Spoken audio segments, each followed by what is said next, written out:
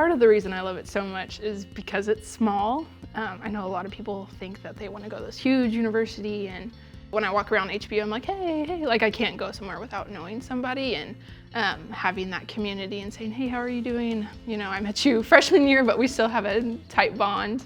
I think having that class size has been phenomenal for me, because then I get to ask my professors and actually build relationships with them and ask them specific questions like that about how do you deal with, you know, kids who come in and who are not like you, and how do you encourage growth in them still.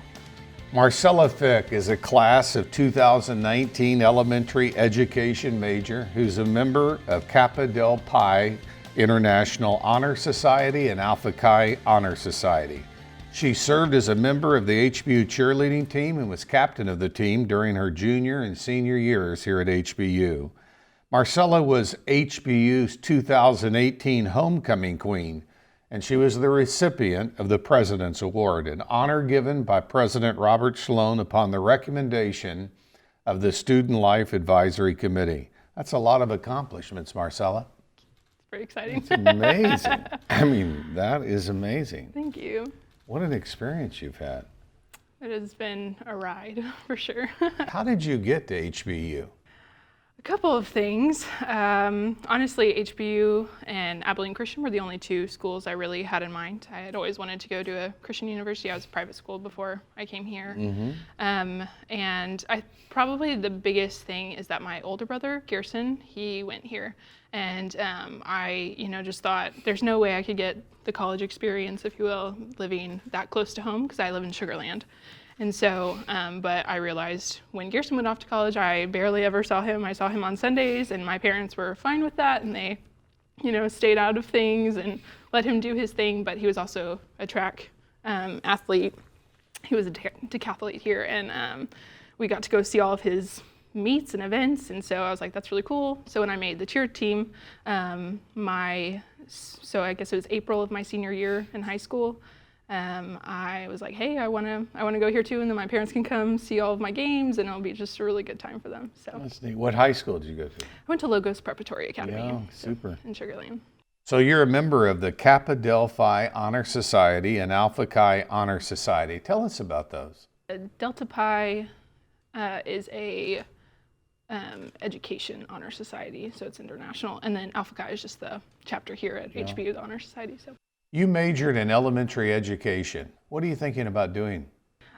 Looking for jobs as an elementary education teacher. I actually got an email about an interview today, so that was really exciting. So is staying in this area or going out? Probably Clear Creek area down there. I just got engaged, and so that's where we will be living after we get married. So you just got engaged too? Yes, sir. And is that a student here?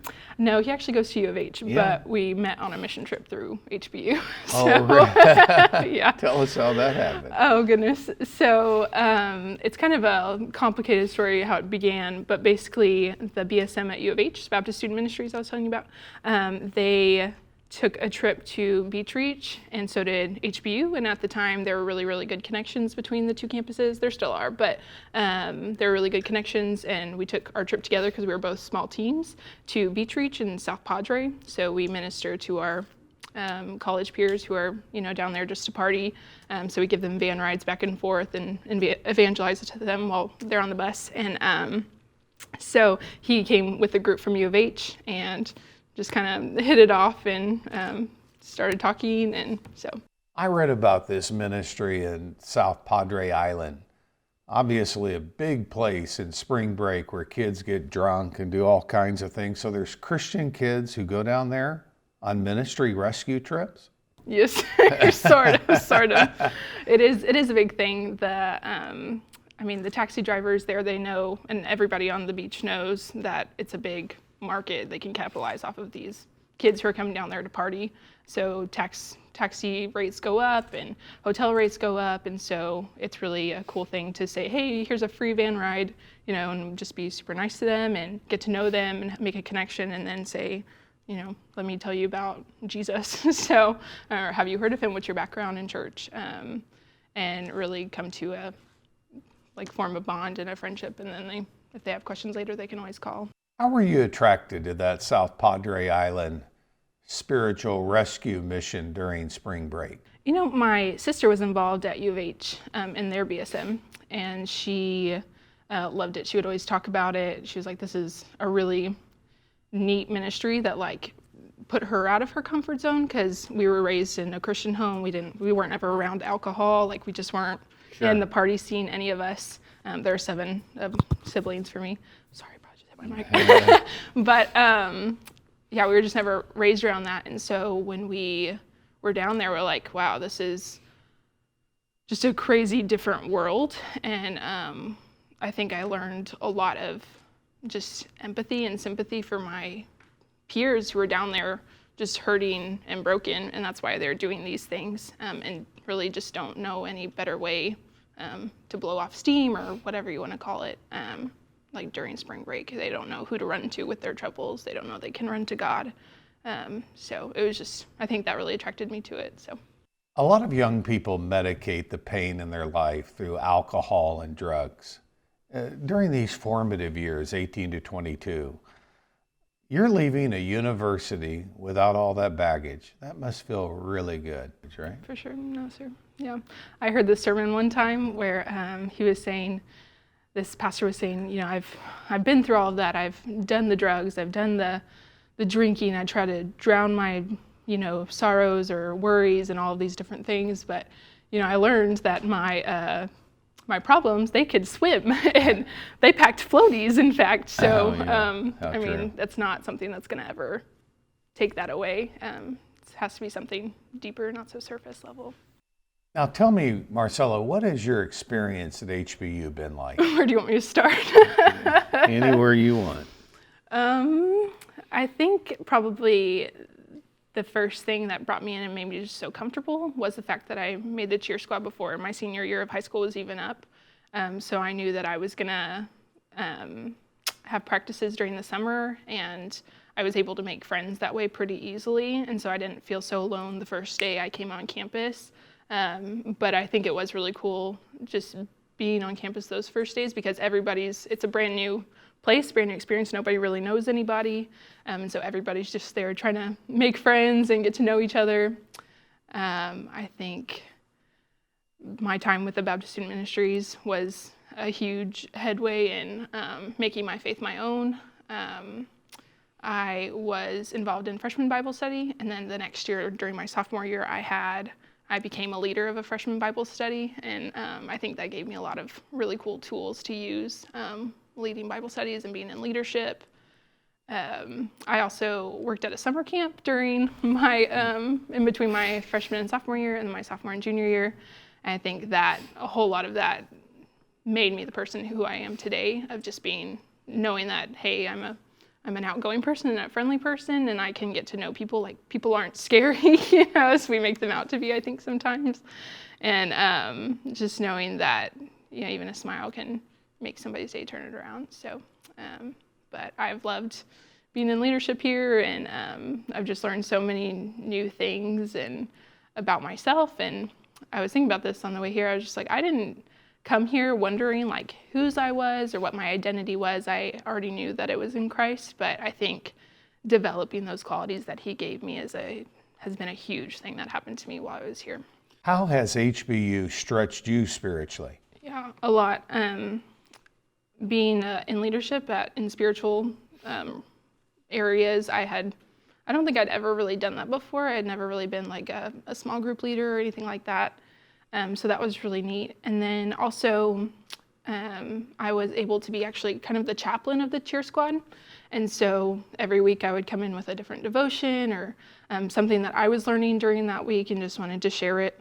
Something that I learned as a tool at camp is coming in with a game, and then afterward we circle up and talk about that game and how it related to our spiritual walks and our everyday walks. And just the idea behind it is basically that God created everything, you know, so therefore everything can be related back to him. So we would kind of take our feelings of how we were feeling during that game, whether we were frustrated or excited, how did we relate that to what God is calling us to be as Christians. Captain of the HBU cheerleading team and a Division I university at HBU. That's on a whole different level, isn't it? I actually didn't come in with as much a cheer background as most of the other girls on the team. I picked it up my sophomore year of high school, but I fell in love with it. I had a background in dance and just the whole new level to it with the stunting and the tumbling and all of that just drew me to it, and I loved it. And so yes, being captain of the cheer squad definitely stretched me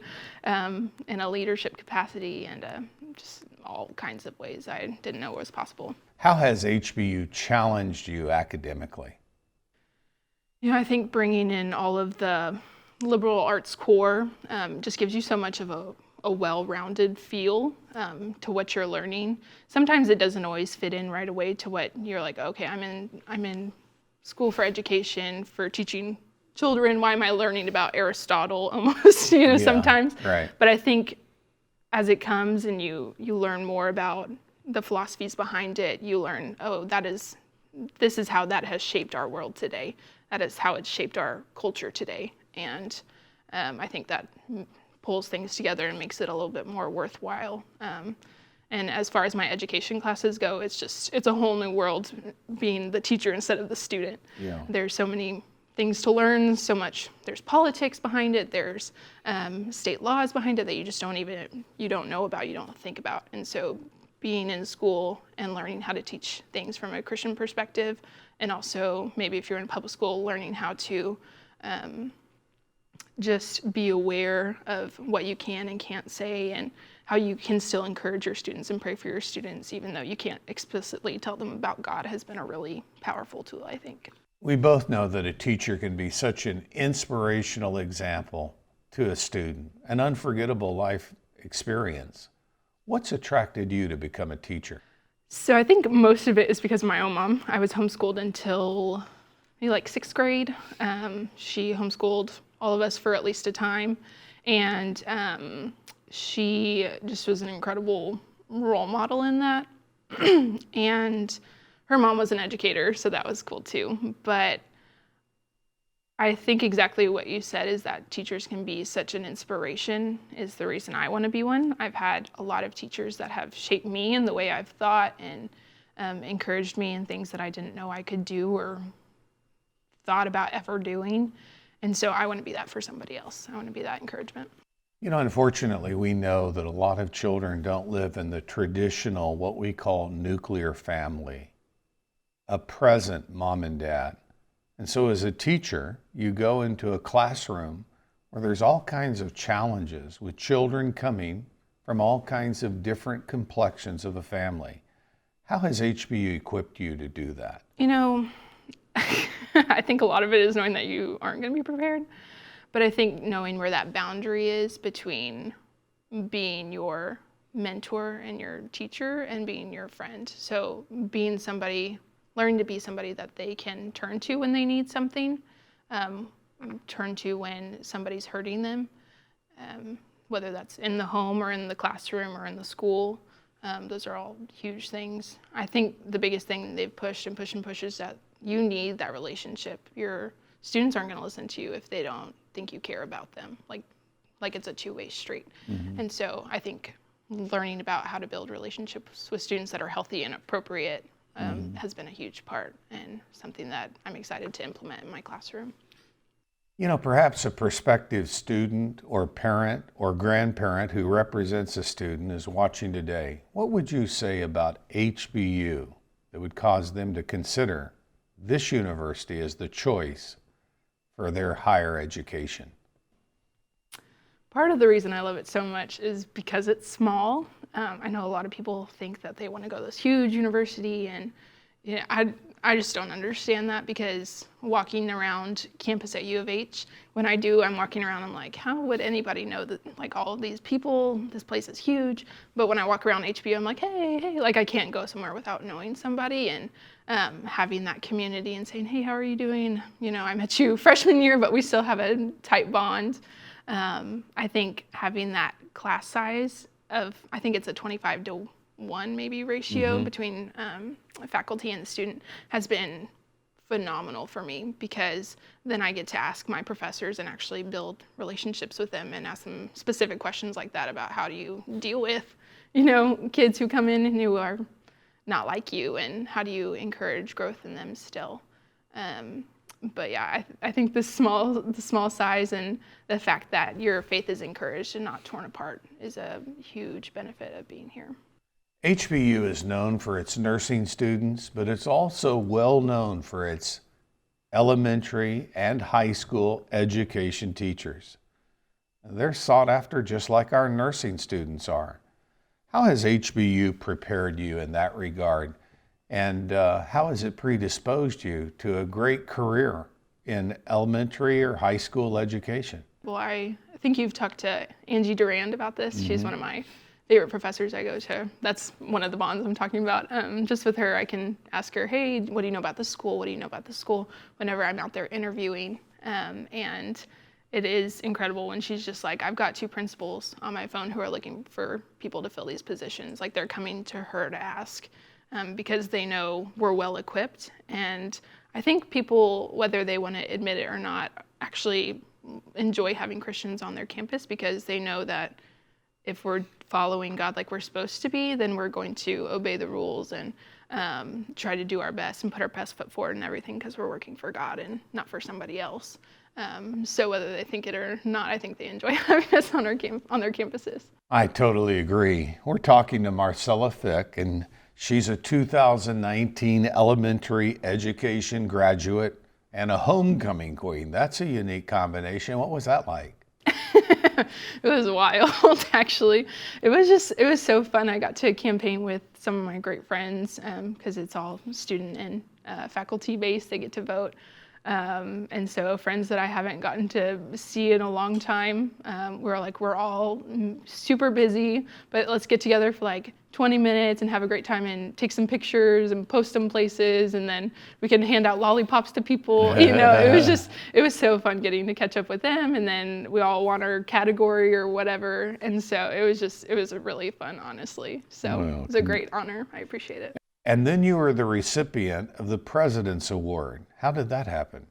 An email popped up in my inbox and said, you've been nominated for this. Will you fill out an application? And I had to put everything I've ever done at HBU, basically. And they emailed me a couple days later and said, you've been chosen for something. You're going to sit at the stage at Convo. And so I walked down and shook President Sloan's hand. I was like, thank you. It was so exciting. So it was really neat.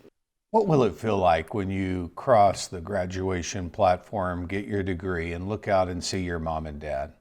What thoughts will you have as you reflect on your parents and your university education? Overwhelmingly thankful. They have generously paid for my college. I've had a lot of support with scholarships and stuff, but at the end of the day, I'm leaving here without student debt, which I know is not a reality for a lot of students, but just overwhelmingly blessed for their support and their trust for me, just being on my own, and I think trusting the parenting that they did, and letting me be my own person and discover things for myself, but also always being there for me whenever I need something emotionally. Or even on the way here, I called my dad. He's at work, and I was like, Dad, there's a puddle of water on my floor in my car because of rain last night. He was like, oh, the moonroof is probably leaking or whatever. Just having that relationship with them and knowing that they're always going to help me whenever I need it. So it's incredible. Well, Marcella, thank you for visiting with us today. HBU makes the difference in students' lives. It sends them out into a world of difficulty and challenge with all kinds of hope. And you may want to call our admissions line and find your place at HBU. We've got an admissions line waiting for you at 281-649-3211. You can go online at hbu.edu/admissions. Enrollment counselors are standing by to take your call and answer your questions. Marcella, thank you for being with us today. Thank you. I appreciate that.